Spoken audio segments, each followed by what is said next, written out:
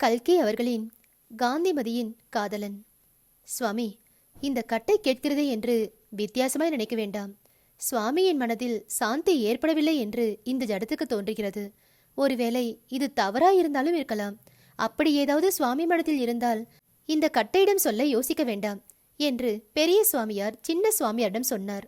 சுவாமி, சொல்வது நிஜம். இந்த கட்டைக்கு இன்னும் மனசாந்தி ஏற்படவில்லை. இதன் மனத்திலே ஒரு பந்தம் இருக்கிறது, ஒரு தாபம் இருக்கிறது. அது இந்த கட்டையுடன் தான் தீருமோ என்னவோ என்றார் சின்ன சுவாமியார். தன்னுடைய எல்லைக்குள்ளே உயிரை விடுவோர் அவ்வளவு பேரையும் மோட்சத்துக்கு அனுப்பக்கூடிய மகிமை வாய்ந்த ஸ்ரீ காசி சேத்திரத்தில் தமிழ்நாட்டு பெரிய மடங்களுக்கு சொந்தமான கிளை மடங்கள் பல இருக்கின்றன. அந்த மடங்களில் ஒன்றிலேதான் மேலே கூறியவாறு இரு சுவாமியார்களுக்குள் சம்பாஷணை ஆரம்பித்தது. அவர்களில் ஒருவர் கொஞ்சம் வயதானவர், 50-55 இருக்கலாம். அவருடைய திருமார்பை நீண்டு வளர்ந்த தாடி மறைத்திருந்தது. முகத்தில் ரோமத்தினால் மறைக்கப்படாதிருந்த பாகம் எல்லாம் அம்மை தழும்பு நிறைந்து கோரமாய் காணப்பட்டது. ஆனாலும் அவர் முகம் பார்ப்பதற்கு அருவருப்பு அளிக்கவில்லை. அந்த கோரத்திலும் ஒரு திவ்ய கலை இருந்தது. அவரது ஆழ்ந்த கண்களில் சாந்தி குடிக்கொண்டு விளங்கிற்று. இந்த பெரிய சுவாமியார் பல வருட காலமாக மேற்படி கிளைமடத்தில் தலைவராய் இருந்து வருபவர். தென்னாட்டிலிருந்து காசிக்கு வரும் தமிழர்களில் அநேகர் இந்த மடத்தில் வந்து தங்குவதுண்டு. அவர்களுக்கெல்லாம் வேண்டிய சௌகரியங்கள் செய்து கொடுப்பார். இதனால் எல்லாம் சுவாமி பிரணவானந்தரின் புகழ் விஸ்தாரமாய் பரவியிருந்தது. இந்த மடத்துக்கு கொஞ்ச நாளைக்கு முன் ஸ்ரீ குமாரானந்தர் என்றும் மற்றொரு தமிழ் சுவாமி வந்து சேர்ந்தார். இவருக்கு பிராயம் சுமார் 35க்கு மேல் 40க்குள் இருக்கலாம். இவர் ஜடை, தாடி முதலியவை வளர்க்காமல் நன்றாய் தலையை மொட்டையடித்து முக சவரமும் செய்து கொண்டிருந்தார். பெரிய சுவாமியார் இவரை அன்புடன் வரவேற்று வேண்டிய சௌகரியங்கள் செய்து கொடுத்தார். குமாரானந்தரிடம் ஒரு விசேஷத்தை பெரிய சுவாமியார் கண்டார். குடும்பஸ்தன் ஒருவனை விட அதிகமாக அவருக்கு உலக விவகாரங்களில் சம்பந்தம் இருந்தது. கடித போக்குவரவு அவருக்கு அசாத்தியம். முக்கியமாய் தமிழ்நாட்டு பத்திரிகைகளுடன் அவருக்கு அதிக உறவு இருந்தது. ஓயாமல் ஏதாவது கட்டுரைகள் எழுதி பத்திரிகைகளுக்கு அனுப்புவார். பத்திரிகைக்காரர்களிடமிருந்து அவருக்கு 5 ரூபாய், 3 ரூபாய், 1.25 ரூபாய் இப்படி சின்ன தொகைகளாக மணியாளர்கள் வரும். அத்தொகைகளை அவர் வாங்கிக் கொண்டு தாம் ஒரு விலாசத்துக்கு 15 அல்லது 20 ரூபாய் மணி ஆர்டர் செய்வார்.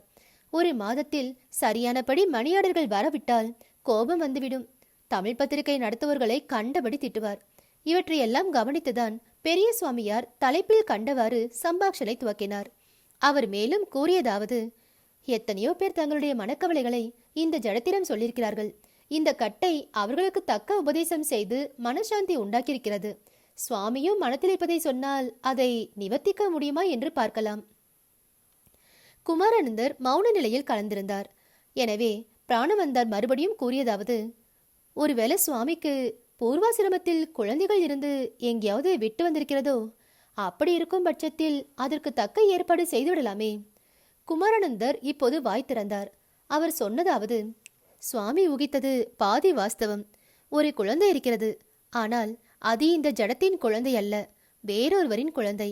இந்த ஜடத்தின் கழுத்தில் அதை கட்டிருக்கிறது. அதனால்தான் துளி கூட இந்த கட்டைக்கு மனசாந்தி இல்லாமல் போகிறது. தலைவிதி, தலைவிதி என்று படீர் படீர் என்று மொட்டை தலையில் போட்டுக்கொண்டார். பெரிய சுவாமியார் அவரை சாந்தப்படுத்தி ஆதியோடந்தமாய் அவருடைய வரலாற்றை விவரமாக சொல்லும்படி கேட்கவே குமாரானந்தர் அவ்வாறே கூறத் தொடங்கினார். அவர் கூறியபடியே சுவாமியர்களின் பரிபாஷையை மட்டும் நீக்கிவிட்டு இங்கு எழுதுகிறேன். பூர்வாசிரமத்தில் எனக்கு விருத்தாச்சலம் என்று பெயர். என் பெற்றோர்களுக்கு நான் ஒரே பிள்ளை. என் தகப்பனார் சர்க்கார் உத்தியோகஸ்தர். அவர் இருந்த வரையில் பண கஷ்டம் என்றால் இன்னதென்று தெரியாதவனாய் இருந்தேன். திடீரென்று ஒரு நாள் அவர் இறந்து போன போது நானும் என் தாயாரும் தரித்திரத்தின் கொடுமையை உணரத் தொடங்கினோம். அப்போது நான் பட்டணத்தில் காலேஜில் படித்து கொண்டிருந்தபடியால் என் தாயார் என் அம்மான் ஊரில் அவர் வீட்டிலேயே வசித்து வந்தாள். நல்ல வேளையாய் என் தகப்பனார் இன்சூர் செய்திருந்தார். இன்சூரன்ஸின் கம்பெனியார் கொடுத்த பணம்தான் என் படிப்பு செலவுக்கு உதவிற்று. மற்றபடி எங்களுக்கு வீடு, வாசல், சொத்து, சுதந்திரம் ஒன்றுமே இல்லை. விடுமுறை நாட்களில் என் அம்மான் ஊருக்கு நான் போவதுண்டு. அந்த பட்டிக்காட்டில் யாருடனும் அதிகமாய் பேசுவதற்கு எனக்கு பிடிக்காது. சாயங்கால வேளைகளில் குளத்தங்கரை அல்லது ஆற்றங்கரையில் தனிமையான இடத்தை தேடிச் சென்று ஏதாவது புத்தகம் படித்து கொண்டிருப்பேன். அப்போதெல்லாம் வருங்காலத்தை பற்றி எனக்கு சிந்தனையே கிடையாது. BA பாஸ் செய்துவிட்டு ஏதேனும் உத்தியோகத்துக்கு போக வேண்டும் என்றுதான் எண்ணியிருந்தேன். ஒரு நாள் வழக்கம் போல் சாயங்காலம் 5 மணி சுமாருக்கு நான் குளக்கரைக்கு சென்றேன். அங்கே புதிதாய் தளிர்விட்டு மாலை சூரிய கிரணங்களால் தகதகவென்று பொன்மயமாய் திகழ்ந்து கொண்டிருந்த அரசு மரத்தடியில் உட்கார்ந்து நான் சாவகாசமாய் புத்தகம் படிப்பது வழக்கம். அன்றும் அந்த அரசு மரத்தடிக்கு சென்றேன். அங்கே உட்கார்ந்து படிக்கத் தொடங்கியதும் கலுக்கென்று சிரிப்பின் ஒலி கேட்டு குளத்தின் பக்கம் திரும்பி பார்த்தேன். குளத்தில் ஒரு வினோதமான காட்சி புலப்பட்டது. இளம் பெண் ஒருத்தி குளித்துக் கொண்டிருந்தாள். அவளுடைய தேகம் எல்லாம் நீரில் மூழ்கியிருந்தது. முகம் மட்டும் ஆகாயத்தை நோக்கி அண்ணாந்து பார்த்த வண்ணம் வெளியில் தெரிந்தது. பெண்களின் முகங்களை தாமரை மலர் கொப்பிடுகிறார்களே, அதன் பொருத்தம் அப்போதுதான் எனக்கு நன்றாய் தெரிய வந்தது. அந்த பெண் ஒருவித விளையாட்டு விளையாடி கொண்டிருந்தாள். அவள் வாயிலிருந்து ஜலத்தை ஆகாயத்தை நோக்கி கொப்பளிப்பாள். அது திரும்பி வருவதற்குள் சடக்கென்று தண்ணீரில் மூழ்கிவிடுவாள். சில சமயம் கொப்பளித்த ஜலம் அவள் முழுகுவதற்குள் அவள் முகத்திலேயே விழுந்துவிடும். அப்படி விழும்போதெல்லாம் அவள் கழுக்கென்று சிரிப்பாள். இந்த அசட்டு விளையாட்டு அப்போது என் மனதை ஏன் அவ்வளவு தூரம் கவர்ந்தது என்பதை சொல்ல முடியாது. குளத்தில் இறங்கி அம்மாதிரி நானும் விளையாட வேண்டும் என்று ஆசை உண்டாயிற்று. ஆனால் இதற்குள் அவ்வளவு தூரம் நான் புத்தி இழந்துவிடவில்லை. அந்த பெண் விளையாடும் காட்சியை சற்று நேரம் பார்த்து கொண்டிருந்தேன்.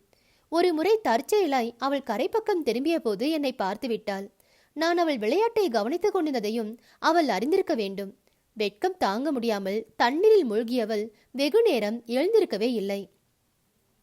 இது என்ன, இந்த பெண்ணுக்கு மூச்சு போடப் போகிறது என்று கூட எனக்கு கவலையாய் போயிற்று. அவள் வெளியே தலையை எடுத்ததும் இனிமேல் அங்கு நிற்பது உசிதமாய் இருக்காது என்று நினைத்து விரைந்து சென்றேன். இதற்கு பிறகு அந்த பெண்ணை வீதியிலும் குளக்கரையிலும் 2-3 தடவை சந்தித்தேன். என்னை பார்த்தபோதெல்லாம் அவள் வெட்கத்தினால் தலைகுனிந்து கொள்வாள். அவள் முகத்தில் புன்சிரிப்பு உண்டாகும். உடனே யாராவது பார்த்துட போகிறார்களே என்ற பயத்தினால் 4 புறமும் மிரண்டு நோக்குவாள். ஐயோ, இந்த பெண் ஏன் இப்படி அவஸ்தைப்படுகிறாள்? நல்ல வேளை, நாம் சீக்கிரமாக இந்த ஊரை விட்டு போகிறோம் என்று எண்ணிக்கொண்டேன். காலேஜ் திறக்கும் நாள் வந்துவிட்டதால் சீக்கிரத்தில் கிளம்பி சென்னைக்கு சென்றேன். ஆனால் என்ன பிரயோஜனம்? அவளுடைய முகமும் என்னை பின்தொடர்ந்து வந்தது. ஏதாவது புத்தகம் படித்துக் கொண்டிருக்கும் போது திடீரென்று அந்த முகம், தண்ணீரில் அண்ணாந்து பார்த்து கொண்டிருந்த அவ்வழகிய முகம் என் மனக்கண்ணில் தோன்றும். மாலை வேளையில் கடற்கரைக்கு சென்று நீலக்கடலை பார்த்தேனாயின் திடீரென்று அங்கே அலைகளுக்கு மத்தியில் அந்த முகம் மிதப்பது போல் பிரமை உண்டாகும். வானத்தில் கருமேகம் சூழ்ந்திருக்கும் போது ஆகாயத்தை நோக்கினால் அங்கேயும் அந்த முகம்தான் தோன்றும். பளிச்சென்று நிலவு வீசிக்கொண்டிருக்கும் இரவில் சந்திரனை தற்செயலாக நோக்கினால் நீல வானமே குலம் என்றும் சந்திரனே அவளுடைய வதனம் என்றும் பிரமை உண்டாகும். வீதியில் என்னை கண்டதும் வெட்கத்தினால் குனிந்து புன் சிரிப்பு தவழ்ந்து கொண்டிருக்கும் அவள் முகமும் சில சமயம் இடையிடையே என் மனக்கண் முன் தோன்றும். எப்படியோ 1 வருடம் சென்றது. அவ்வருட முடிவில் நான் BA பரீட்சை எழுதினேன். பின்னர் கிராமத்திற்கு சென்றேன். கிராமத்தை சேர்ந்த அன்றைய சாயங்காலம் வழக்கம் போல் கையில் புத்தகத்துடன் குளத்தங்கரைக்கு போனேன். ஆனால் என் மனம் என்னவோ புத்தகத்தில் இல்லை. அந்த பெண்ணை சந்திப்போமா என்னும் எண்ணமே மேலோங்கி இருந்தது. அவ்வெண்ணத்திலே மகிழ்ச்சியும் வேதனையும் பிரிக்க முடியாதபடி கலந்திருந்தன. நான் குளத்தங்கரை சென்றபோது அவள் ஸ்நானம் செய்துவிட்டு இடுப்பில் குடத்துடன் கரையேறி வந்து கொண்டிருந்தாள். என்னை பார்த்தாள். ஆனால் இம்முறை அவள் தலை குனியவும் இல்லை, புன்சிரிப்பு கொள்ளவும் இல்லை. 2வது தடவை என்னை திரும்பி பார்க்கவும் இல்லை. வீரென்று போய்விட்டாள். ஆனால் அவளுடைய அந்த ஒரு பார்வையே என் இருதயத்தில் ஊடுருவி பாய்ந்து விட்டது. அதன் பொருள் முழுதும் நான் அப்போது அறிந்து கொள்ளவில்லை. ஆனாலும் அதில் நிந்தையும் கோபமும் நிறைந்திருந்தது மட்டும் என் உணர்வுக்கு தெரிந்தது. சொல்ல முடியாத மனவேதனை கொண்டேன். அப்போதுதான் கல்யாணம் என்னும் யோசனை முதலில் என் உள்ளத்தில் உதித்தது. ஆனால் என்ன பைத்தியகாரத்தனம்! எனக்கு வீடு இல்லை, வாசல் இல்லை, சொத்து நிலம் ஒன்றுமே கிடையாது. பரீட்சை பாஸ் ஆனால் ஏதாவது உத்தியோகம் தேடி சம்பாதித்து காலட்சேபம் நடத்தலாம். அதற்குள்ளாக இப்போது கல்யாணம் எப்படி செய்து கொள்வது? இவ்வாறு குழம்பிய உள்ளத்துடன் வீடு திரும்பினேன். அந்த பெண்ணை பற்றி என்னுடைய மனோநிலையை காட்டிக்கொள்ளாமல் மெதுவாக விசாரித்தேன். கிராமாந்தரத்தில் இத்தகைய விஷயங்கள் சுலபமாய் தெரிந்து கொள்ளலாம் அல்லவா? அவள் பெயர் காந்திமதி என்றும் ஏழை பெண் என்றும் அவளுடைய தாயார் வாயு ரோகத்தினால் கஷ்டப்படுகிறவள் என்றும் எப்படியாவது தான் கண் மூடுவதற்குள் தன் பெண்ணுக்கு கல்யாணம் செய்து வைத்திட வேண்டும் என்று அவள் பெரிதும் கவலைப்படுகிறாள் என்றும் தெரிந்து கொண்டேன். இவ்வளவு அழகும் புத்திசாலித்தனமும் வாய்ந்த பெண்ணை கல்யாணம் பண்ணிக்கொள்ள நான் முந்தி நீ முந்தி என்று போட்டியிட்டு கொண்டு வாலிபர்கள் முன் வரவில்லையானாலும் விஷயம் எனக்கு மிகவும் வியப்பளித்தது. இது நம்முடைய அதிர்ஷ்டத்தினால்தான் என்று எண்ணிக்கொண்டேன். ஆனால் இப்போது கல்யாணத்தை பற்றியே பிரஸ்தாபிக்க எனக்கு மிகவும் வெட்கமாயிருந்தது. கல்யாணம் செய்து கொண்டால் பெண்ணை உடனே அழைத்து போக வேண்டும் அல்லவா? எங்கே அழைத்து போவது? இவ்வருடம் பரீட்சையில் தேராவிட்டால் இன்னும் ஒரு வருடம் படிக்க வேண்டி வரும். அப்போது அவளை எங்கே விடுவது? என் தாயாரையே வைத்து காப்பாற்ற முடியாமல் மாமன் வீட்டில் விட்டு வைத்திருக்கும் நான் கல்யாணம் பண்ணிக்கொள்கிறேன் என்றால் கேட்டவர்கள் எல்லாரும் சிரிக்க மாட்டார்களா? என்னவில்லாமோ யோசித்து கடைசியில் உடனே பட்டணத்துக்கு திரும்புவதென்றும், பரீட்சை தேறி இருந்தாலும் தேறி இராவிட்டாலும் ஏதாவது உத்தியோகத்துக்கு முயற்சி செய்வது என்றும், உத்தியோகம் கிடைத்ததும் ஊருக்கு திரும்பி வந்து காந்திமதியை கல்யாணம் செய்து கொள்வது என்றும் முடிவுக்கு வந்தேன். அவ்வாறே சென்னைக்கும் புறப்பட்டு சென்றேன். என்னுடைய தகப்பனாருடைய சிநேகிதர் ஒருவர் அப்போது சைதாப்பேட்டையில் டெப்டி கலெக்டராக இருந்தார். தம்முடைய ஆபீஸில் ஒரு ஆக்டிங் குமஸ்தா வேலை காலி இருப்பதாகவும், இப்போதைக்கு அந்த வேலையில் என்னை நியமிப்பதாகவும், பிறகு சென்னை செக்ரட்டரியேட் ஆபீஸில் உத்தியோகத்துக்கு சிபாரிசு செய்வதாகவும் சொன்னார். சாதாரணமாய் உத்தியோகம் கிடைப்பதனால் ஏற்படக்கூடிய சந்தோஷத்தை காட்டிலும் எனக்கு 10 மடங்கு அதிக சந்தோஷம் உண்டாயிற்று. இதற்குள் பரீட்சையில் நான் முதல் வகுப்பில் தேறிய செய்தியும் கிடைத்தது. மறுபடியும் ஊருக்கு திரும்பி போனேன். தாயாரிடம் மேற்கூறிய விவரங்களை சொல்லிவிட்டு காந்திமதியை பற்றி பிரஸ்தாபித்தேன். அவள், ஐயோ பைத்தியக்காரா, முன்னமே சொல்லியிருக்க கூடாதா? அந்த பெண்ணின் தாயார் கூட உன் பிள்ளைக்கு காந்திமதியை கல்யாணம் செய்து கொள்கிறாயா என்று கேட்டார். நான் தானே இவெல்லாம் இங்கிலீஷ் படித்து விட்டான் அல்லவா, பட்டிக்காட்டு பெண்ணை கல்யாணம் செய்து கொள்ள மாட்டான் என்று சொல்லிவிட்டேன். இப்போது காரியம் மிஞ்சிவிட்டதே. யாரோ பெரிய உத்தியோகஸ்தன் வந்து பெண்ணை கொண்டு போய்விட்டானே. நகைகளாக செய்து இழைத்திருக்கிறான். காந்திமதியின் அதிர்ஷ்டத்தை பற்றி ஊரெல்லாம் பேசுகிறார்கள். இதை கேட்டதும் என்னுடைய ஆகாசக்கோட்டை அப்படியே பொலபொலவென்று உதிர்ந்து விழுந்துவிட்டது. வாழ்க்கையிலேயே ருசியின்றி போயிற்று. இந்த சோக சாகரத்திலிருந்து தப்புவதற்கு ஒரே ஒரு வழிதான் உண்டு. அது ஏதாவது தீவிரமான வேலையில் மனத்தை ஈடுபடுத்தல்தான். எனவே சீக்கிரமாகவே சைதாப்பேட்டைக்கு திரும்பி சென்று உத்தியோகத்தை ஒப்புக்கொண்டேன். இவ்வாறு 2 வருடங்கள் சென்றன. செக்ரட்டரியேட் ஆபீஸில் எனக்கு உத்தியோகமும் கிடைத்தது. இதற்குள் ஒருவாறு காந்திமதியை மறந்திருந்தேன். வேறொரு பெண்ணை கல்யாணம் செய்து கொள்வதை பற்றி கூட யோசிக்கலானேன். செக்ரட்டரியேட்டில் என்னுடைய செக்ஷனுக்கு ஒரு தலைமை உத்தியோகஸ்தர் இருந்தார். அவர் பெயர் காமாட்சிநாதன். அவருக்கு சுமார் 40 வயது இருக்கலாம். ஆரம்பம் முதலே எங்களுக்கு ஒருவரை ஒருவர் பிடித்து போயிற்று. பரம யோக்கியர், வேதாந்தத்தில் அதிக பற்றுள்ளவர். அவரை பார்த்தவுடன் சம்சாரத்தில் தாமரை இலையில் தண்ணீர் போல் வாழ வேண்டும் என்பார்களே, அதற்கு உதாரண புருஷர் இவர்தான் என்று தோன்றும். எனக்கும் இளம் பிராயம் முதலே வேதாந்த விஷயங்களில் பற்று உண்டு. அடிக்கடி நாங்கள் பாரமார்த்தி தத்துவங்களை பற்றி பேசுவோம். ஒரு சமயம் அவர், என் வீட்டில் அருமையான வேதாந்த புத்தகங்கள் பல வைத்திருக்கிறேன், நீ ஒரு நாள் வந்தால் பார்க்கலாம் என்றார். அவ்வாறே அடுத்த ஞாயிற்றுக்கிழமை அவர் வீட்டுக்கு சென்றேன். நானும் அவரும் பேசிக் கொண்டிருக்கையில் அவருடைய மனைவி எங்களுக்கு சிற்றுண்டி கொண்டு வந்தாள். அவளும் நானும் ஏக காலத்தில் ஒருவர் முகத்தை ஒருவர் பார்த்தோம். என்னுடைய நெஞ்சு ஒரு கணம் ஸ்தம்பித்து விட்டது. உடம்பில் இருந்த ரோமங்கள் எல்லாம் குத்திட நின்றன. தேகமெல்லாம் வியர்வை துளித்தது. அவளுக்கும் அப்படிதான் இருந்திருக்க வேண்டும். உடனே முகத்தை வேறு பக்கம் திருப்பிக் கொண்டாள். அன்றியும் கொண்டு வந்த தட்டுக்களை வைத்துவிட்டு விரைந்து உள்ளே சென்றாள். டம்ளர்களில் ஜலம் எடுத்துக்கொண்டு அவள் திரும்பி வருவதற்கு 5 நிமிடங்கள் பிடித்தது. அதற்குள் என் மனத்தை ஒருவாறு சாந்தப்படுத்தி கொண்டேன். மறுபடி அவள் வந்ததும், இவள்தான் என் மனைவி என்று காமாட்சிநாதன் தெரிவித்து என்னையும் அவளுக்கு அறிமுகப்படுத்தி வைத்தார். அவள் விஷயத்தில் இவருக்கு ரொம்பவும் பெருமை என்பது நன்றாக வெளியாயிற்று. எனக்கு அவர் மனைவியை முன்னமே தெரியும் என்று நான் சொல்லவில்லை. எப்படி சொல்வது, என்ன சொல்வது? உண்மையிலேயே நாங்கள் பேசி பழகியிருந்தோமானால் சொல்லலாம். குளக்கரையிலும் வீதியிலும் நாங்கள் ஒருவரையொருவர் சந்தித்திருக்கிறோம், கண்களினால் பேசிக் கொண்டிருக்கிறோம் என்று சொல்ல முடியுமா? ஆகையாலேயே அதை பற்றி நான் பிரஸ்தாபிக்கவில்லை. ஒருவேளை அப்போதே அதை சொல்லியிருந்தால் பின்னால் அவ்வளவு துன்பங்களுக்கு ஆளாகியிருக்க வேண்டாமோ என்னவோ. உள்ள நிறைவிலோர் கள்ளம் புகுந்திரில் உள்ள நிறைவாமோ என்ற கவியின் வாக்கு என் விஷயத்தில் உண்மையாயிற்று. அதன் பிறகு அவருடைய வீட்டுக்கு நான் அடிக்கடி போகத் தொடங்கினேன். என் மனதிலோ ஒரு பெரிய போராட்டம் நடந்து கொண்டிருந்தது. அவர் வீட்டுக்கு போகாதே, போவதனால் கஷ்டம்தான் ஏற்படும் என்று ஒரு புத்தி சொல்லிற்று. ஆனால் அதை மீறிக்கொண்டு அங்கே போக வேண்டும் என்ற ஆவல் கட்டு கடங்காமல் பொங்கி எழுந்து கொண்டிருந்தது. போக வேண்டாம் என்ற கட்சி நாளடைவில் மங்கி மறைந்தது. அடிக்கடி போகத் தொடங்கினேன். அதனால் காமாட்சிநாதனும் அதிக சந்தோஷம் அடைந்ததாக தெரிந்தது. முதலில் நானும் அவர் மனைவியும் சந்தித்த போது எங்களுக்கு ஏற்பட்ட மனக்கலக்கத்தை அவர் கவனித்தாரா? பின்னால் என்னை அவர் வீட்டுக்கு அடிக்கடி கவர்ந்தலுக்க காரணம் இன்னது என்று அவர் ஊகித்தாரா என்றாவது இன்று வரை நான் அறியேன். இதெல்லாம் தெரிந்தவராக அவர் சிறிதும் காட்டிக்கொள்ளவில்லை. ஒரு நாள் அவர் வீட்டுக்கு போன போது இவர் வெளியில் போயிருந்தார். உட்காருங்க, வந்துருவாரு என்று காந்திமதி சொன்னாள். சற்று நேரம் இருவரும் சும்மா இருந்தோம். ஏதாவது பேசாவிட்டால் எனக்கு பைத்தியம் பிடித்துவிடும் போல் தோன்றிற்று. என்னைப் போல துர்பாக்கியசாலி இந்த உலகத்திலே கிடையாது என்றேன். நான் யோசித்து பேசினேன் என்று சொல்ல முடியாது. அந்த வார்த்தைகள் தாமே வெளிவந்தன என்று சொல்லலாம். நீங்கள் இங்கு வரவேண்டாம் என்று சொல்வதற்கு இருந்தேன். பாழும் மனம் கேட்க மாட்டேங்கிறது என்றாள் காந்திமதி. அப்போது எனக்கு உடம்பு முழுதும் படபடவென்று அடித்து கொண்டது. இவ்வாறு நாங்கள் தனிமையில் பேசத் தொடங்கினோம். குளக்கரையில் என்னை சந்தித்ததிலிருந்து அவளுக்கு என்னுடைய ஞாபகமாகவே இருந்ததாகவும், சீக்கிரம் வந்து தன்னை கல்யாணம் செய்து கொள்வேன் என்று ஆசை வைத்திருந்ததாகவும், 1 வருடம் வரையில் பேச்சு மூச்சு இல்லாமல் இருக்கவே மனம் வெறுத்து போனதாகவும், அந்த நிலைமையில் காமாட்சிநாதன் வந்து கல்யாணம் பண்ணிக்கொள்வதாக சொல்லவே அவருடைய நல்ல குணத்தை கண்டு வயதாகி இருந்தாலும் பரவாயில்லை என்று சம்மதித்ததாகவும் கூறினாள். 1 மாதம் அவர் பொறுத்திருந்தால் நான் வந்து கல்யாணம் செய்து கொண்டிருப்பேனே என்று தெரிவித்தேன். 1 வார்த்தை என்னிடம் சொல்லியிருந்தால் 1 மாதமல்ல, 1 யுகம் வேண்டுமானாலும் காத்திருந்திருப்பேன் என்று அவள் கூறினாள். தலைவிதி இப்படி பண்ணிவிட்டது என்று 2 பேரும் சேர்ந்து முடிவுக்கு வந்தோம். அதன் பிறகு எப்போது காந்திமதியிடம் பேசலாம் என்ற சிந்தனை செய்யலானேன். காமாட்சிநாதன் வீட்டில் இல்லாத சமயங்களை ஆராய்ந்து பார்த்து போகத் தொடங்கினேன். இது பிசகு என்று நன்கு தெரிந்திருந்தது.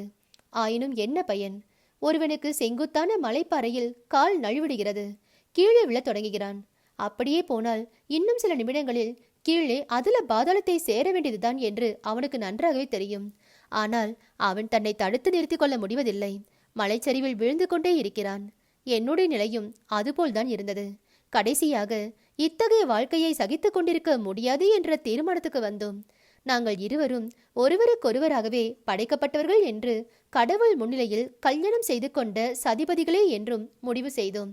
ஆனால் இந்த முட்டாள் உலகம், கொடிய ஜன சமூகம் அதை ஒத்துக்கொள்ளாது. ஆகவே இந்த சமூகத்தை விட்டு எங்கேயாவது கண்காணாத இடத்துக்கு போய் சந்தோஷமாய் வாழ்க்கை நடத்துவது என்று. சரி, பணத்தை பற்றியாவது மற்ற உலக சௌகரியங்களை பற்றியாவது நாங்கள் சிறிது கவலைப்படவில்லை. எங்களுடைய காதல் ஒன்றே எங்களுக்கு அரிய செல்வம். மற்றவை எல்லாம் யாருக்கு வேண்டும்? காமாட்சிநாதன் சமீபத்தில் அவருடைய கிராமத்துக்கு ஒரு காரியமாக போக உத்தேசித்திருந்தார். அச்சமயம் காந்திமதி அவருக்கு ஒரு கடிதம் எழுதி வைத்துவிட்டு என்னுடன் கிளம்பி வந்துடுவது என்றும், நாங்கள் கல்கத்தா சென்று அங்கே கப்பல் ஏறி பர்மாவுக்கு போய்விடுவது என்றும் தீர்மானம் செய்து கொண்டோம். இடையில் குறுக்கிடாமல் பெரிய சுவாமியார் கதையை கேட்டுக்கொண்டு வந்தார். அவருடைய கண்கள் பாதி மூடி இருந்தன. ஆனால் அவர் தூங்கவும் இல்லை, யோகத்தில் ஆழ்ந்து விடவும் இல்லை. சின்ன சுவாமி நிறுத்தும் போதெல்லாம் அவர் கண்களை கொஞ்சம் அதிகம் திறந்து அப்புறம் என்பார். குமாரானந்தர் மேலே சொல்கிறார். காமாட்சிநாதன் ஊருக்கு போக வேண்டிய நாள் நெருங்கிற்று. ஒரு நாள் அவர் அதை பற்றி பேசுகையில் தமது மனைவியையும் அழைத்து கொண்டு போக உத்தேசித்திருப்பதாக சொன்னார். எனக்கு தூக்கி வாரி போட்டது. அவர் அவ்வாறு செய்தால் நாங்கள் பேசி தீர்மானித்திருந்தபடி செய்ய முடியாதே.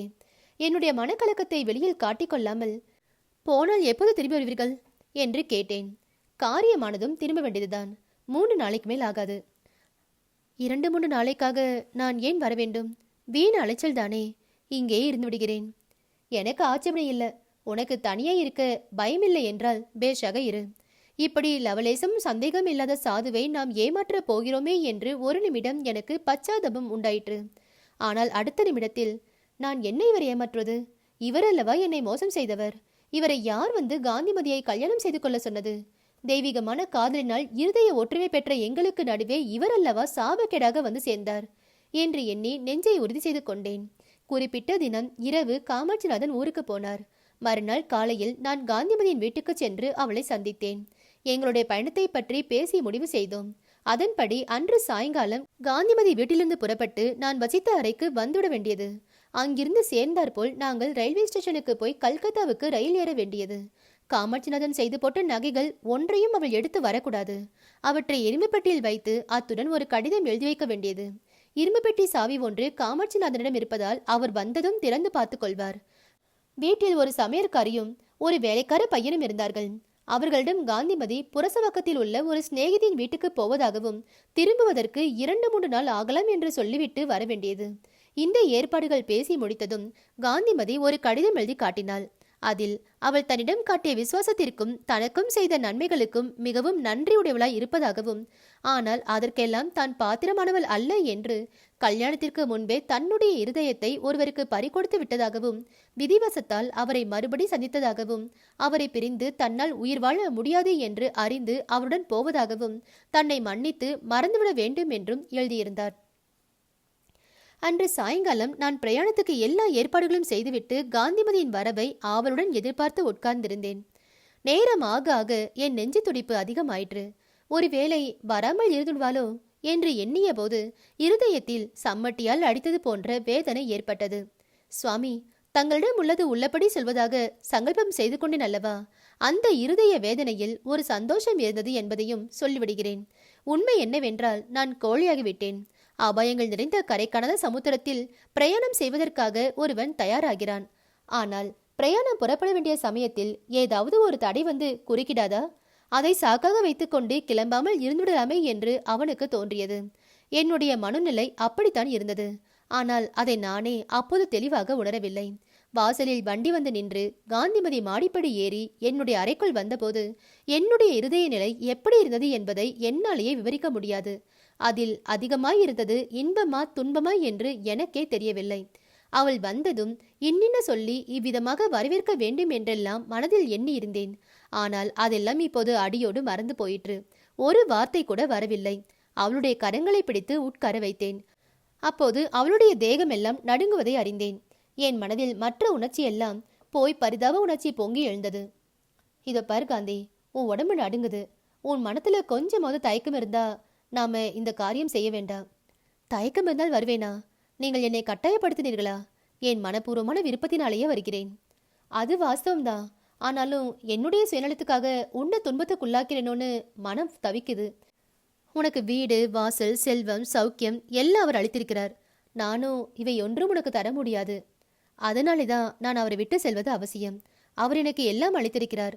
நானும் அவருக்கு என் வெறும் இருதயத்தை கூட அளிக்க முடியவில்லை. அதை தாங்கள் ஏற்கனவே கவர்ந்து விட்டீர்கள். நான் என்ன செய்ய முடியும்? என் வாழ்க்கையில் இப்படிப்பட்ட பாக்கியம் எனக்கு கிடைக்கும் என்று நான் கனவிலும் எதிர்பார்க்கவில்லை. உன்னுடைய காதலுக்கும் நீ என்னிடம் வைக்கும் நம்பிக்கைக்கும் நான் தகுதி உள்ளவனா என்றுதான் சந்தேகமா இருக்கிறது. இந்த யோசனையெல்லாம் அன்று அரச மரத்தடியிலேயே உங்களுக்கு தோன்றியிருக்க வேண்டும். சரி சரி, நம்முடைய பேச்சிலே ரயிலை மறந்துவிட போகிறோம். இனிமேல் தான் தினம் 24 மணி நேரமும் பேச போகிறோமே. இப்போது கிளம்பலாம் என்றேன். கிளம்புவதற்கு முன் இன்னும் ஒரு விஷயம் உங்களுக்கு சொல்லிவிட வேண்டும். அது அவருக்கு கூட தெரியாது என்றாள் காந்தி. அப்போது அவள் முகத்திலே சிறிது வெட்கத்தின் அறிகுறி காணப்பட்டது. இதழ்களில் சிறு நகை உண்டாயிற்று. அவள் சொல்லப்போவது என்னவா இருக்கலாம் என்று சற்று யோசித்தேன். ஒன்றும் தெரியாமல் என்ன சொன்னாலும் கேட்க தயாராக இருந்தேன். 3 மாதமாய் எனக்கு உடம்புக்கு ஒரு மாதிரியா இருக்கிறது. மாத ஸ்நானம் செய்யவில்லை. நான் போகும் இடத்தில் இது ஒரு சிரமம் இருக்கிறது. இதன் பொருள் எனக்கு நன்றாக விளங்க ஒரு நிமிடம் பிடித்தது. அது விளங்கியதும் ஒரு பெரிய ஆறுதல் உண்டாயிற்று. அபாயம் நிறைந்த கடற்பிரயாணம் தொடங்குவதற்கு அசட்டு தைரியத்துடன் தீர்மானித்துவிட்டு அதற்கு ஏதாவது இடையூறு நேராதா என்று எதிர்பார்த்து கொண்டிருந்தவனுக்கு உண்மையிலேயே ஒரு இடையூறு இப்போது தென்பட்டது. சற்று நேரம் சிந்தித்துக் கொண்டிருந்தேன். என்ன இவ்வளவு ஆழ்ந்த யோசனை என்று காந்திமதி கேட்டாள். காந்தி, இந்த ஜென்மத்துல நம்முடைய காதல் நிறைவேறுவது பகவானுக்கு இஷ்டம் இல்ல. கடவுள் சித்தம் இருந்தா நீ இன்னும் 1 மாதம் கல்யாணம் ஆகாமல் இருந்திருக்க மாட்டாயா? இதுதானா உங்கள் காதல்? இவ்வளவுதானா உங்கள் தைரியம்? ஆமாம், உன் வாழ்க்கையை பாழாக்குவதற்கு எனக்கு தைரியம் இல்லைதான். அவர் உனக்கு அளிக்கும் வாழ்க்கை சௌகரியங்களுக்கு பதில் நீ அவருக்கு ஒன்றும் கொடுக்க முடியவில்லை என்று கூறினாய். அது தவறு. அவற்றுக்கெல்லாம் மேலானதை, சந்தான பாக்கியத்தை அவருக்கு நீ அளிக்க முடியும். இந்த ஜென்மத்தில் நீ அவளை சேர்ந்தவள். அடுத்த ஜென்மத்திலாவது நம்மை ஒன்று சேர்க்கும்படி பகவானை பிரார்த்திப்போம். அவர்தானே வேதாந்தி என்று நினைத்து கொண்டிருந்தேன். நீங்களும் ஒரு குட்டி வேதாந்தி என்பது தெரியாமல் போயிற்று என்றாள் காந்தி. அடுத்த நிமிடம் வேறு வார்த்தை பேசாமல் எழுந்து சென்றாள். கீழே காத்திருந்த ஜட்கா வண்டி கடகடவென்று சென்றது. அந்த வண்டியின் சக்கரங்கள் என் இதயத்தின் மேல் ஓடுவது போல் இருந்தது. காந்திமதி இறங்குவதற்கிருந்த பெரிய துன்ப கொழியிலிருந்து அவரை காப்பாற்றி கரை சேர்த்ததாக நினைத்தேன். ஆனால் என்னுடைய வாழ்க்கை என்னவோ பாழாயிற்று. இனிமேல் அது வெறும் பாலைவனம்தான். அன்று இரவு ஒரு கன நேரமும் நான் தூங்கவில்லை. இன்னும் சில நாட்கள் அப்படியே இருந்தால் சித்தம் பேதலித்துவிடும் என்று தோன்றிற்று. எனவே மறுநாள் அதிகாலையில் திருக்கோவிலூரை நோக்கி பிரயாணமானேன். திருக்கோவிலூர் மடத்தை பற்றி தாங்கள் அறிந்திருப்பீர்கள். அப்போது அம்மடத்தின் தலைவராய் இருந்த சுவாமியை எனக்கு ஏற்கனவே தெரியும். அவர் சிறந்த கல்வி பயிற்சியும் ஒழுக்கமும் விசால புத்தியும் கருணையும் உள்ளவர். அவரிடம் சென்று நான் சன்னியாசியாக விரும்புவதாகவும் அவருடைய சீடனாக என்னை ஏற்றுக்கொள்ள வேண்டும் என்றும் தெரிவித்தேன். சுவாமிகளும் அருள் புரிந்து என்னை ஏற்றுக்கொண்டார். 5 வருடங்களுக்கு பிறகு என்னுடைய குருநாதரை சென்னையில் இருந்த ஒரு பக்தர் அழைத்தார். அவருடன் நானும் சென்றேன். ஒரு நாள் கோவிலில் உபன்யாசம் நடந்தது. சுவாமிகள் வழக்கம் போல அரிய பெரிய சமய தத்துவங்களை சரமாரியாக பொழிந்து கொண்டிருந்தார். ஆனால் என்னுடைய மனம் என்னவோ அன்று உபன்யாசத்தில் ஈடுபடவில்லை. உண்மையிலேயே சென்னைக்கு வந்ததிலிருந்து என் உள்ளம் சரியான நிலையில் இல்லை. தியானத்தில் மனம் குவிதல் மிகவும் கடினமாயிற்று. அடிக்கடி காந்திமதி நினைவு வந்தது. புலன்களை அடக்கி வெற்றி பெற்ற நாம் இப்போது காந்திமதியை பார்த்தால் என்ன என்று தோன்றிற்று. அவளை நம் சிஷ்யாக்க கொள்ளலாம் என்ற ஆசை கூட உண்டாயிற்று. கோவிலில் சுவாமிகள் உபன்யாசம் செய்து கொண்டிருந்த போது மனம் அதில் ஈடுபடாமல் பெரிதும் சலித்து கொண்டிருக்கவே நான் கோவிலை சுற்றி வரலாம் என்று எண்ணி எழுந்து சென்றேன். சுவாமி தரிசனம் செய்துவிட்டு அம்மன் சந்நிதிக்கு சென்றேன். அங்கே கர்ப்பகிரகத்தில் அர்ச்சகர் பூஜைக்கு ஆயத்தம் செய்து கொண்டிருந்தார். வெளி மண்டபத்தில் ஒரு சிறு பெண் கைகூப்பிய வண்ணம் நின்று கொண்டிருந்தாள். அங்கு வேறு யாரும் இல்லை. அந்த குழந்தைக்கு வயது 5க்குள் தான் இருக்கும். அவள் வாய்க்குள்ள ஏதோ முணுமுணுத்து பிரார்த்தனை செய்துட்டு இருந்தா. அவ என்ன பிரார்த்திக்கிறாள் என்று தெரிந்து கொள்ள ஆவல் உண்டாகவே அருகில் நெருங்கி உற்று கேட்டேன். அம்பிகை தாயே, என் அம்மாவை காப்பாத்து. நாங்க திக்கற்றவர்கள். உன்னை தவிர எங்களுக்கு கதி கிடையாது. என் உடம்பெல்லாம் ஒரு குலுங்கு குலுங்கிற்று. அந்த பரிதாபமான குரலையும் பிரார்த்தனையையும் என்னால் சகிக்க முடியவில்லை. இன்னும் அருகில் சென்று, குழந்தாய், யாரம்மா நீ? உன் தாயாருக்கு என்னம்மா என்று கேட்டேன். குழந்தை முதலில் கொஞ்சம் வெகுண்ட கண்களுடன் என்னை பார்த்தாள். அப்புறம் அவள் முகம் சற்று மலர்ந்தது. அம்மாவுக்கு உடம்பு சரியா இல்லை. வீட்டில் அரிசி வாங்க பணம் இல்லை. உனக்கு அப்பா இல்லையாம்மா? அப்பா நான் பிறப்பதற்கு முன்னமே போயிட்டாரு. எங்களுக்கு வேறு திக்கில்லை. தெய்வந்தான் எங்களுக்கு துணை. இந்த குழந்தையின் மழலை சொற்கள் எல்லாம் அவளுடைய தாயார் அடிக்கடி சொல்லி கேட்டவை என்று ஊகித்து கொண்டேன். என் உள்ள முருகிற்று. உன் பெயர் என்னம்மா? என் பெயர் சௌபாகியம். உன் அம்மாவின் பெயர்? காந்திமதி. என்னை தொடர்ந்து அவர்களுடைய வீட்டுக்கு வருவதற்கு அந்த குழந்தை ஓட வேண்டியிருந்தது. அவ்வளவு விரைவில் என் கால்கள் என்னை அங்கே கொண்டு சேர்த்தன. ஒரு பழைய வீட்டின் சின்ன அறை ஒன்றில் வெறுந்தரையில் எலும்பும் தோலுமாய் படுத்து கொண்டிருந்த காந்திமதியை கண்டேன். அவள் முகத்தில் மட்டும் நான் முன்பு பார்த்ததை விட அதிகமான தேஜஸ் இருந்தது. வெகு நேரம் நாங்கள் ஒன்றும் பேசவில்லை. ஒருவரை ஒருவர் பார்த்து பார்த்து கண்ணீர் விட்டு கொண்டிருந்தோம். அவளுக்கு உடம்பு சரிப்படாததற்கு காரணம் பட்டினிதான் என்று பார்த்த உடனேயே எனக்கு தெரிந்து போயிற்று. பக்கத்து கடையிலிருந்து கொஞ்சம் பழங்கள் வாங்கி கொண்டு வந்து கொடுத்து இருவரையும் சாப்பிட செய்தேன். நான் சாவதற்குள்ள உங்களை மறுபடி பாப்பேன்னு மட்டும் ஒரு நம்பிக்கை எனக்கு இருந்துச்சு. நேத்திரவு ஒரு கனவு கண்டேன். ஒரு வாய்க்காலுக்கு அந்த கரையில நீங்க நிக்கிறீங்க. அங்கிருந்து கையை நீட்டி என்னையும் அந்த கரையில சேர்க்க முயல்றீங்க. அப்போ நான் வாய்க்கால விழுந்துடுறேன். வெள்ளம் அடித்து கொண்டு போகுது. அப்புறம் வெகு நேரம் நினைவே இல்லாம இருக்கு. பிறகு சமுத்திரத்துல ஒரு படகுல இருப்பதா தோணுது. நீங்க படகு ஓட்டுறீங்க. இது நம்முடைய மறுஜன்மம் என்று சொல்றீங்க. விதியின் எழுத்தை கிழித்தாச்சு. முன்னே விட்ட குறை வந்து தொட்டாச்சு என்ற நந்தன் சரித்திர கும்மி நான் பாடுகிறேன். அப்போது திடீரென்று ஒரு புயற்காற்று வந்து படகை கவிழ்த்து விடுகிறது. இப்படியெல்லாம் ஏதேதோ சொப்பனம் கண்டு கொண்டிருந்தேன் என்று காந்திமதி கூறினாள். எங்களுடைய சம்பாஷணை ஒரு தொடர்ச்சி இல்லாமல் ஒரே குழப்பமாயிருந்தபடியால் அதை அப்படியே என்னால் இப்போது சொல்ல முடியாது. என்னை விட்டு பிரிந்த பின் அவளுக்கு நின்றதை பற்றி நான் கேட்டு தெரிந்து கொண்டதை மட்டும் சொல்கிறேன். காந்திமதி வீடு சென்றதும் அங்கே வேலைக்கார பையன் மட்டும் பெரிதும் மனக்குழப்பத்துடன் உட்கார்ந்திருந்ததை கண்டேன். அன்று சாயங்காலம் அவள் வீட்டை விட்டு சென்ற பின் ஊருக்கு போயிருந்ததாக நினைத்த எஜமான் வந்ததாகவும் அம்மாள் வெளியில் போயிருக்கிறாள் என்று அறிந்ததும் அவர் ஒன்றும் சொல்லாமல் திரும்ப போய்விட்டதாகவும் அவன் தெரிவித்தான். அன்றியும் எஜமான் வந்து சென்ற பின் சமையல்காரி இரும்பு பெட்டி இருந்த அறைக்குள் சென்று கதவை தாழிட்டு கொண்டு ஏதோ குடைந்து கொண்டிருந்ததாகவும் பிறகு அவளும் ஒன்றும் சொல்லாமல் வெளியே போய்விட்டதாகவும் கூறினான். காந்திமதி பதைபதைப்புடன் இரும்பு பெட்டியை போய் பார்த்தாள். பெட்டி திறந்திருந்தது. சாவி கொத்து கீழே கிடந்தது. பெட்டிக்குள் நகைகள் இல்லை. தான் எழுதி வைத்திருந்த கடிதம் மட்டுமே இருந்தது. அதை எடுத்து கிழித்து தீயில் போட்டு எரித்தாள். நகைகளை சமையற்காரி எடுத்து போயிருக்க வேண்டும் என்று அவளுக்கு தோன்றிற்று. காமாட்சிநாதன் அவ்வளவு சீக்கிரம் திரும்பி வந்து மறுபடி போனதை பற்றி நினைக்க நினைக்க அவளுக்கு கவலையாய் இருந்தது. அவர் இரும்பு பெட்டி இருந்த அறைக்குள் போகவில்லை என்பதை பையனை நன்றாய் விசாரித்து தெரிந்து கொண்டாள். ஆகையால் கடிதத்தை பார்த்திருக்க மாட்டார். எனவே எப்படியும் அவர் சீக்கிரம் வருவார் என்று எதிர்பார்த்தாள். நகைகள் எல்லாவற்றையும் கழற்றி பெட்டியில் வைத்ததை பற்றி அவருக்கு என்ன காரணம் சொல்வது என்று கலக்கத்துடன் யோசித்துக் கொண்டிருந்தாள். ஆனால் அத்தகைய காரணம் சொல்வதற்கு வேண்டிய பிரேமையும் அவளுக்கு ஏற்படவே இல்லை. ஏனென்றால் காமாட்சிநாதன் திரும்பி வரவே இல்லை. 1 வாரம் 2 வாரமாகியும் அவர் வரவில்லை. அவருக்கு சமையற்காரிக்கும் வெகு நாளாக காதல் உண்டென்றும் அவளை அழைத்து கொண்டு அவர் ஓடிவிட்டார் என்றும் அக்கம் பக்கத்தில் உள்ளவர்கள் சொன்னார்கள். காந்திமதியிடம் வந்து துக்கம் விசாரித்தார்கள். ஆனால் ஒருவராவது எவ்வித ஒத்தாசையும் செய்ய முன் வரவில்லை. காந்திமதியின் தாயார் முன்னமே காலம் சென்று விட்டாள். வேறு உற்றார் உறவினர் யாரும் இல்லை. சொந்த கிராமத்துக்கு போக அவளுக்கு இஷ்டமும் இல்லை. நல்ல வேளையாக பேங்கில் கொஞ்சம் பணம் இருந்தது. அதை வைத்துக்கொண்டு பட்டணத்திலேயே வசிக்க தீர்மானித்தாள். அதே தெருவில் சமீபத்தில் இருந்த ஒரு வீட்டில் 2 அறைகள் மட்டுமே வாடகைக்கு வாங்கி கொண்டு வசிக்கலானாள். அந்த வீட்டில் மற்றொரு குடித்தனம் இருந்த தம்பதிகள் மிகவும் நல்ல மாதிரி. குழந்தைகளை படிக்க வைப்பதற்காகவே அவர்கள் பட்டணத்துக்கு வந்தவர்கள். எப்படியும் காமாட்சிநாதன் ஒரு நாள் திரும்பி வருவார் என்ற நம்பிக்கையுடன் காந்திமதி காலம் கழிக்கலானாள். உரிய காலத்தில் இந்த பெண் குழந்தை பிறந்தது. குழந்தையை வளர்ப்பதில் அவள் பொழுதும் பெரும் பகுதி போயிற்று. செட்டாக குடித்தனம் செய்து எப்படியோ இத்தனை நாள் கழித்தாள். கடைசியாக பேங்கில் இருந்த பணம் முழுதும் தீர்ந்து பரம தரித்திரம் நேரிட்டது. உணவுப் பொருள் வாங்கவும் பணம் இல்லாத நிலைமை ஏற்பட்டது. இவையெல்லாம் அவள் சொல்ல கேட்க கேட்க எனக்கு என் மீதிலேயே வந்த கோபத்துக்கு அளவில்லாமல் போயிற்று. பாவி, என்னால் அல்லவா உனக்கு இந்த துயரமெல்லாம் நேரிட்டது. சமயத்தில் நான் கோழையாகி உன்னை திரும்பி போக சொன்னேனே என்று கதறினேன். நான் திரும்பி போனதற்கு காரணம் நீங்கள் மட்டும்தான் என்று நினைக்கிறீர்களா? இல்ல, உண்மையில் என்னுடைய தைரிய குறைவுதான் உங்களையும் பாதித்தது. என் தேகம் நடுங்கியதை அப்போது நீங்கள் அறியவில்லையா? நான் போய்விட்டேன் என்று தெரிந்தும் அவருடைய மனம் என்ன பாடுபடும் என்று எண்ணி பார்த்தபோது என்னுடைய உறுதியெல்லாம் போய்விட்டது. அதனால்தான் நீங்கள் கொஞ்சம் தயக்கம் காட்டியதும் நான் திரும்பிவிட்டேன். அதை நினைத்தால்தான் வயிற்றெரிச்சல் அதிகமாகிறது. பிரமாதமான வேதாந்தம் விசாரம் செய்துவிட்டு கடைசியில் ஒரு சமையல்காரியை இழுத்து கொண்டு போன மனுஷனுக்காக நம்முடைய வாழ்க்கை இன்பத்தையெல்லாம் தியாகம் செய்தோமே.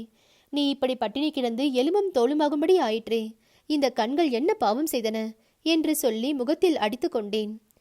தாங்கள் அந்த அவதூறை நம்புகிறீர்களா என்ன? ஊரார் சொன்னார்கள் என்றால் அது நிஜமா? அவரிடம் நான் காதல் கொள்ள முடியவில்லை என்பது உண்மையே. ஆனால் அவருடைய குணத்தை நான் நன்றாக அறிவேன். ஒரு நாளும் அப்படி நேர்ந்திராது. பின் ஏன் அந்த மனுஷர் திரும்பி வரவில்லை? உன்னை இந்த கதிக்கு ஆளாக்கிவிட்டு அவர் ஏன் போக வேண்டும்? அது என்னவோ நான் அறியேன். சந்தர்ப்பங்கள் எல்லாம் ஊரார் சொல்வதற்கு பொருத்தமாய்தான் இருந்தன. ஆனால் என் அந்தரங்கத்தில் நான் அதை நம்ப முடியவில்லை. இனியும் நம்ப மாட்டேன். அவளுடைய உத்தம குணத்தை நினைக்க நினைக்க எனக்கு என் பேரிலும் அவள் புருஷன் பேரிலும் 10 மடங்கு கோபம் பொங்கிற்று. இன்னொரு ஸ்திரீக்கு இத்தனை கஷ்டம் நேர்ந்திருந்தால் எவ்வளவு மனம் கசந்து போயிருப்பாள். எப்படி எல்லாரையும் துவேசிக்க தொடங்கியிருப்பாள். மறுபடியும் நாளைக்கு வருவதாக சொல்லிவிட்டு என் குருநாதர் தங்கியிருந்த வீட்டுக்கு திரும்பினேன். எங்கே போயிருந்தாய் என்று அவர் கேட்டதற்கு பழைய சிநேகிதர் ஒருவரை சந்தித்தேன், அவர் வீட்டுக்கு போயிருந்தேன் என்றேன். இனி என்ன செய்வது என்பதை பற்றி திடமான முடிவு செய்து கொண்டு அவரிடம் முழு விபரத்தையும் தெரிவிக்க வேண்டும் என்று நினைத்தேன். உண்மையில் சந்நியாசிரமத்திலிருந்து விடுதலை கோரும்படியாகவே நேருமோ என்று கூட என் உள்ளம் நினைத்தது. ஆனால் அத்தகைய தர்ம சங்கடத்துக்கு என்னை காந்திமதி ஆளாக்கவில்லை. மறுநாள் காலையில் நான் அவள் வீடு சென்ற போது காந்திமதி குழந்தையை அணைத்து கொண்டு, சௌவா, உன்னை நான் பிரியும் காலம் வந்துவிட்டது. ஆனா நீ வருத்தப்படாத. பகவான் என்ன அடியோடு கைவிட்டு விடல. நேற்று உன்னோடு வந்த சுவாமியார் உன்னை காப்பாற்றுவார் என்று மெலிந்த குரலில் சொல்லிக் கொண்டிருந்தாள். சற்று நேரத்துக்கெல்லாம் என்னையும் அந்த குழந்தையையும் கோவென்று கதற விட்டுவிட்டு காந்திமதி பரலோகம் சென்றாள். கதை முடிந்தது. மீண்டும் அடுத்த ஒரு கதையில சந்திக்கலாம். இந்த கதை உங்களுக்கு பிடிச்சிருந்தா லைக் பண்ணுங்க, ஷேர் பண்ணுங்க, மறக்காம சப்ஸ்கிரைப் பண்ணுங்க. நன்றி.